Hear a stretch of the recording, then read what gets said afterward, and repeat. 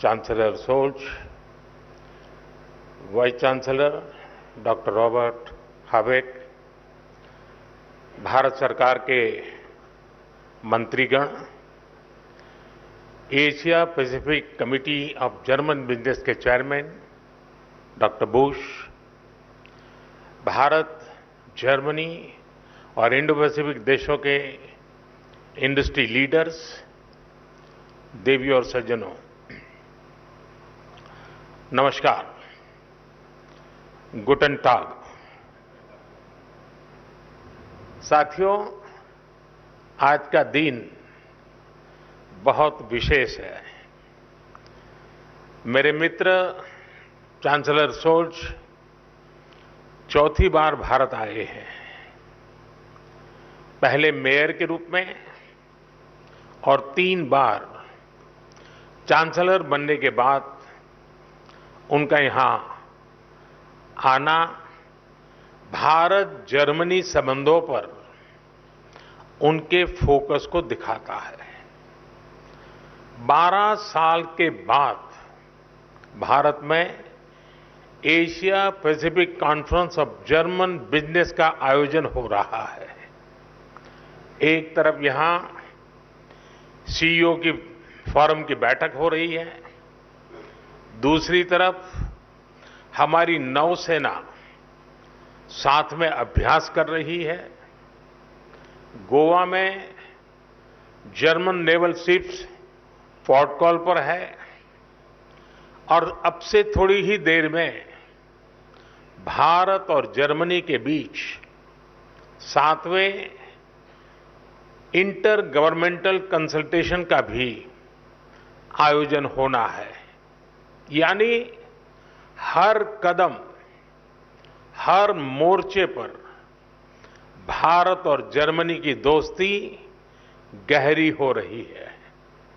साथियों, ये साल भारत जर्मनी स्ट्रैटेजिक पार्टनरशिप का 25वां वर्ष है। अब आने वाले 25 वर्ष इस पार्टनरशिप को नई बुलंदी देने वाले हैं। हमने आने वाले 25 वर्षों में विकसित भारत का एक रोडमैप बनाया है। मुझे खुशी है कि ऐसे महत्वपूर्ण समय में जर्मन कैबिनेट ने focus on India document release किया है।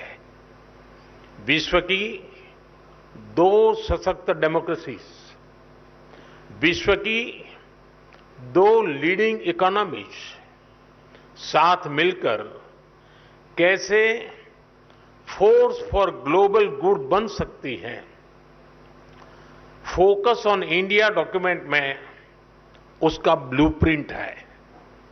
इसमें स्ट्रैटेजिक पार्टनरशिप को होलिस्टिक तरीके से आगे बढ़ाने की अप्रोच और कमिटमेंट साफ दिखता है।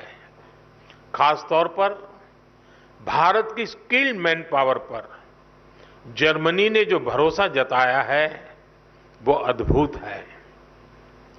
जर्मनी ने स्किल्ड भारतीयों के लिए हर वर्ष मिलने वाले वीजा की संख्या 20,000 से बढ़ाकर 90,000 करने का फैसला किया है।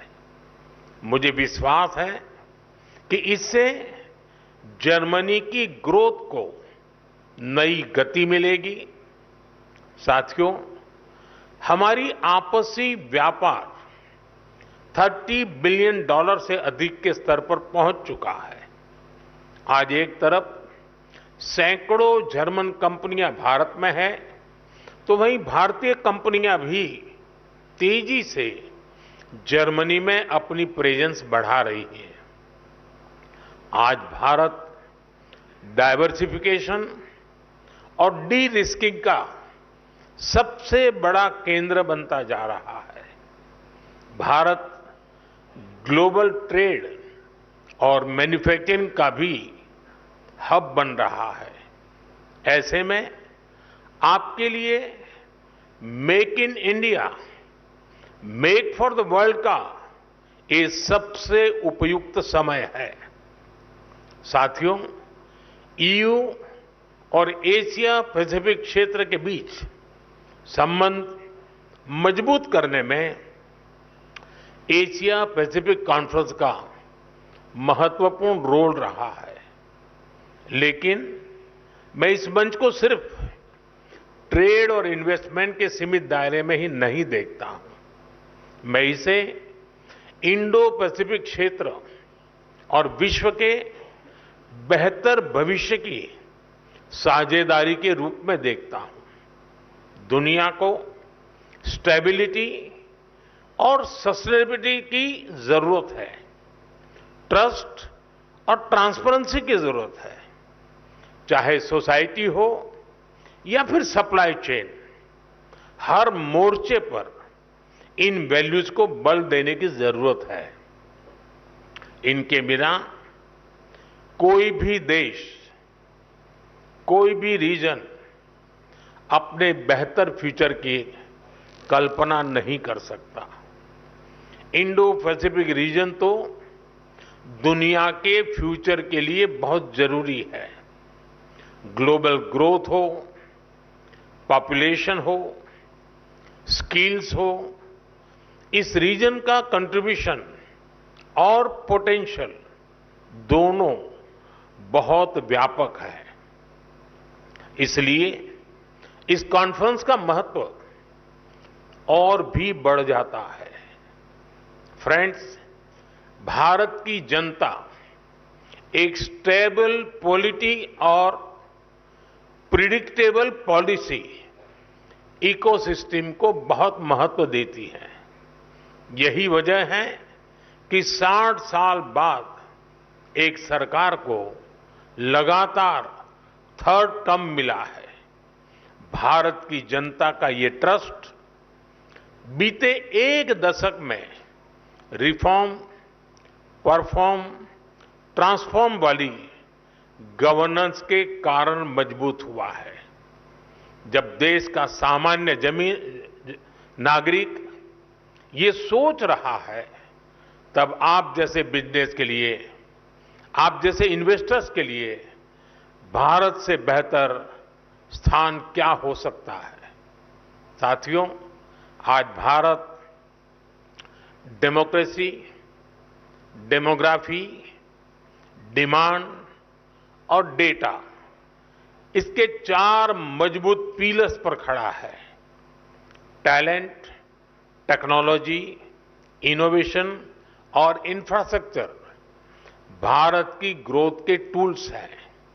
इन सभी को ड्राइव करने वाली एक और बड़ी ताकत आज भारत में है। ये ताकत है एस्पिरेशनल इंडिया, यानी एआई, आर्टिफिशियल इंटेलिजेंस और एआई एस्पिरेशनल इंडिया की डबल ताकत भारत के पास है। और एस्पिरेशनल इंडिया को हमारा यूथ ड्राइव कर रहा है। बीती सदी में डेवलपमेंट को मुख्यतः नेचुरल रिसोर्सेज ने गति दी थी। 21st सेंचुरी को ह्यूमन रिसोर्स और ह्यूमन इनोवेशंस गति देने वाले हैं। इसलिए भारत अपने यूथ की स्किल्स और टेक्नोलॉजी के डेमोक्रेटाइजेशन पर बहुत फोकस कर रहा है। साथियों, भारत भविष्य की दुनिया की जरूरतों के लिए आज काम कर रहा है।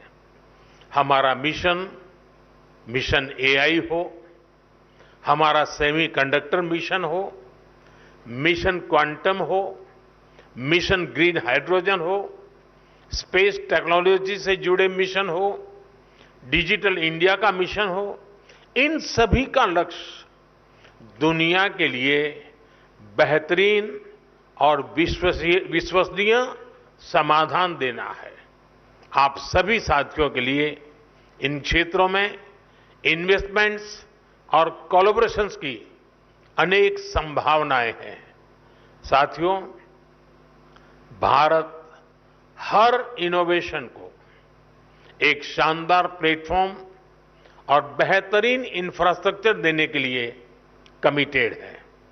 हमारा डिजिटल पब्लिक इंफ्रास्ट्रक्चर, नए स्टार्टअप्स और इंडस्ट्री 4.0 के लिए अनंत संभावनाओं के द्वार खोल रहा है।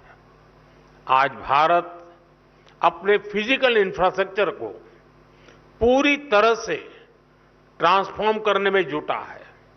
रेल, रोड, एयरपोर्ट और पोर्ट में रिकॉर्ड इन्वेस्टमेंट किया जा रहा है। इसमें जर्मन और इंडो पैसिफिक रीजन की कंपनियों के लिए अनेक संभावनाएं हैं। मुझे खुशी है कि रिन्यूएबल एनर्जी को लेकर भारत और जर्मनी मिलकर काम कर रहे हैं। पिछले महीने ही गुजरात में जर्मनी के साथ मिलकर चौथा global renewable energy investors meet आयोजित किया गया है। ग्लोबल लेवल पर रिन्यूएबल एनर्जी में निवेश के लिए भारत जर्मनी प्लेटफॉर्म भी लॉन्च किया गया है। मुझे उम्मीद है कि ग्रीन हाइड्रोजन इकोसिस्टम की जो संभावनाएं भारत ने बनाई है, उसका फायदा भी आप जरूर उठाएंगे।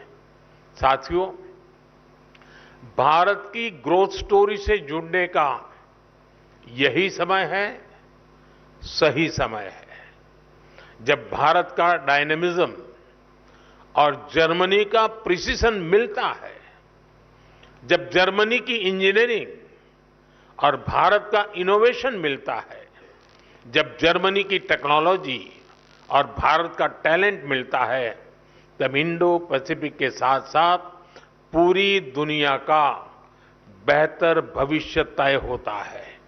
साथियों, आप बिजनेस वर्ल्ड से जुड़े हैं। आपका तो मंत्र होता है, when we meet we mean business. लेकिन भारत आना सिर्फ बिजनेस ही नहीं होता। भारत के कल्चर, कुजीन और शॉपिंग को